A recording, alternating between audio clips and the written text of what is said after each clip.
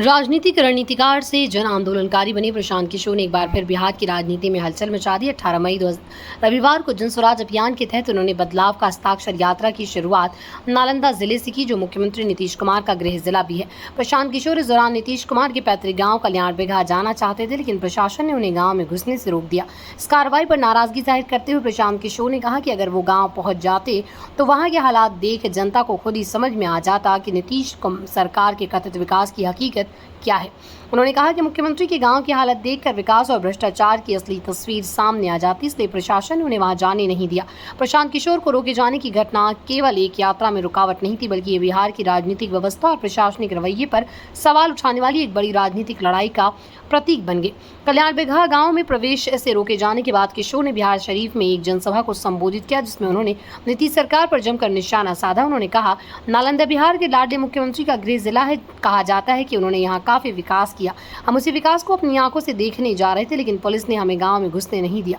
उन्होंने आगे कहा कि जब वो गांव जा रहे थे तो रास्ते में मिलने वाले ग्रामीणों ने उन्हें बताया कि पूरे बिहार में भ्रष्टाचार किस कदर फैला हुआ है। लोग बता रहे हैं कि राशन कार्ड बनवाने से लेकर जमीन की रसीद कटवाने तक के लिए अधिकारियों को रिश्वत देनी पड़ती है। ये व्यवस्था आम जनता को लूट रही है और सरकार आंखें मूंदे बैठी है।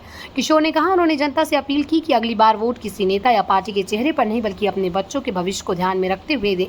उन्होंने ये भी जोड़ा कि अब वक्त आ गया कि बिहार में नेताओं का नहीं, बल्कि जनता का राज स्थापित हो। प्रशांत किशोर यही नहीं रुके, उन्होंने जेडीयू की आंतरिक राजनीति और संगठन पर भी तीखा हमला बोला। उन्होंने आरोप लगाया, पार्टी केवल 4-5 नेताओं के कब्जे में है जो पूरे संगठन को चला रहे हैं। किशोर ने कहा, आपको जाकर देख लीजिए कि इन नेताओं की जमीन पर कितनी पकड़ है। पार्टी कार्यकर्ता तक इन्हें नहीं पहचानते। पार्टी का नेतृत्व अब उन हाथों में चला गया जो जनता से पूरी तरह कट चुके हैं। उन्होंने ये भी खुलासा किया कि जब वो सरकार की आलोचना करते हैं, जनता से जुड़े मुद्दे को उठाते हैं, तो उन्हें कानून नोटिस भेजने की धमकियां दी जाती हैं। उन्होंने दो टूक कहा कि वो ऐसे लोगों से डरने वाले नहीं हैं और अगर जरूरत पड़ी तो सड़क से लेकर कोर्ट तक लड़ाई लड़ेंगे। किशोर का मानना है कि अगर आम लोग अब भी चुप रहे और इस भ्रष्ट और अलोकतांत्रिक व्यवस्था को यूं ही चलने दिया तो आने वाली पीढ़ियां उन्हें माफ नहीं करेंगी। प्रशांत किशोर का यह अभियान साफ तौर पर आगामी चुनावों के लिए नींव तैयार करने का एक तरीका भी माना जा रहा है। उन्होंने बिहार की राजनीतिक व्यवस्था, प्रशासनिक भ्रष्टाचार और नेतृत्व के अहंकार को जिस प्रकार से ललकारा है, वो राज्य की राजनीति में एक नई बहस को जन्म देता है। उनकी बातें सुनकर ये स्पष्ट होता है कि ये केवल आरोप लगाने नहीं आए, बल्कि बिहार के राजनीतिक ढांचे में आमूल चूल बदलाव की बात कर रहे हैं।